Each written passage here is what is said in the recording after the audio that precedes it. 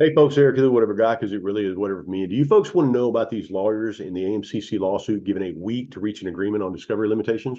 You guys stick around, man, and we'll talk about that. As you guys know, my name is Eric. I am the whatever guy. I usually shoot videos a couple days a week, basically keeping you guys updated in the world of Delta 8, Delta 9, Delta 10, hemp cannabis, what's going on around. But today, man, the second video for the day. As you guys know, I just dropped a video probably a couple hours ago, basically wondering about the eerily silentness that was coming out of the judge's chambers yesterday. And now we find out that the judge is basically giving the AMCC and these lawyers for the applicants a week to come to some sort of agreement on limitations for this discovery that they want. They want to deposition the commissioners. I've already told you previously that there are two commissioners for sure that want to be depositioned. They want to get this stuff out in the open. They don't feel like they have anything to hide, but there are a lot of the board members that feel like they do have a lot to hide. And so as it stands right now, we're going to flip over here to an article over here at I believe this is over at the Alabama Reporter, and I believe this is by this is by Patrick Darrington. I've not done any articles by him. I don't know much about the guy right there, but it says here, it says lawyers in AMCC lawsuit given a week to reach an agreement on discovery limitations. Lawyers for the Alabama Medical Cannabis Commission and plaintiff companies have until January 19th to reach an agreement concerning limitations on a judge's order to allow discovery in the case. On Thursday, Montgomery County Circuit Court Judge James Anderson ordered in the suit against the AMCC for the lawyers of both parties to potentially reach an agreement about what the discovery should be limited to. An agreement must be reached by January 19th, and if not, then another hearing will be held on January 24th to resolve the issue. And let me just say this, we might as well just forget that January 19th hearing. We might as well just move on to the January 24th hearing because they're not going to come to any sort of agreement. There's a lot of pushback inside of the AMCC. The sources that are coming out, two of the sources that have come out said they are scrambling left and right. There are 3 or 4 of these commissioners that are dead set against speaking to any lawyer about anything that's going on in this. And again, we are just stuck in the dark. We have no clue about what's going on, what their thoughts were, or what their connections were to the companies prior to them making these votes. Given the discourse from the meeting Thursday, though, an agreement is potentially unlikely. Last week, Anderson allowed plaintiff companies to obtain depositions and seek discovery in the case. However, lawyers for the AMCC have argued that the plaintiffs are not entitled to discovery, but even if the judge allows it, there would be limitations on that discovery process.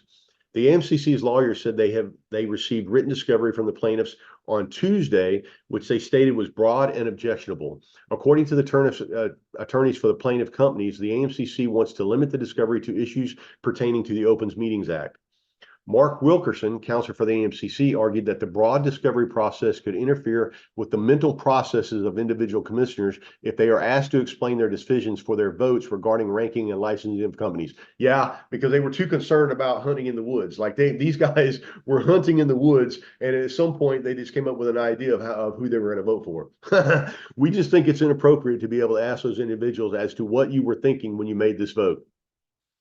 They work for us. We pay their fees, like we pay their salary. Are you telling me that we don't have a right to understand exactly why they voted the way they did? Like that doesn't even make any sense to me. Like these lawyers for the AMCC have got to be the crapshootest lawyers that I've ever seen in my life. However, Ben Epsey, attorney for Bragg Cannon, responded saying that the issue was precisely what Wilkerson explained, which is that the plaintiffs should understand why the commissioners made their specific decisions. Espy said that because the commission falls under the Open Meetings Act, they have no deliberate process privilege, and the attempts to halt discovery could be an admission of illegality, which meaning they're doing shit illegally. There is no deliberative privilege that covers this. This is an Open Meeting Act body.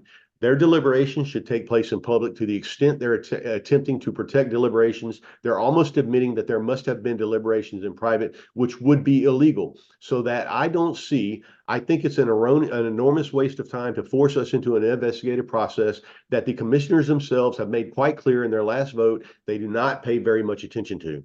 The AMCC lawyers also threatened to appeal to a higher court Anderson's direction in the order of discovery, and that remains a possibility if the issue is not resolved in a manner that the AMCC is in agreement with.